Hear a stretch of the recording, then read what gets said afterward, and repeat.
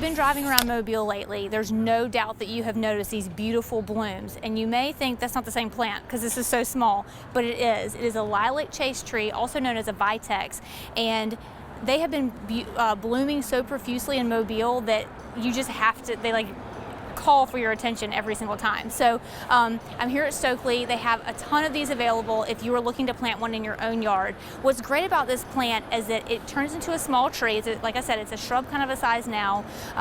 It turns into a small tree similar to the size of a crepe myrtle, and it blooms this time of year. And the big tip that Eva told me here that I did not know is that if you give it a good trim after it's finished, after this bloom is spent, you can trim the whole tree lightly, guys. Don't crepe murder it. Don't Vitex murder it. You just want to give it a light trim and it will bloom again. So it just keeps coming and coming and continues to just be a big show off in your yard. So if you have full sun and have enough space for this guy to grow, it'll be perfect for your yard. Another thing too is that as tall as a crepe myrtle gets, this gets too, but it also gets kind of wide. So make sure that you're putting it in a little bit of a wide open space, and it'll give you enjoyment all spring and summer long.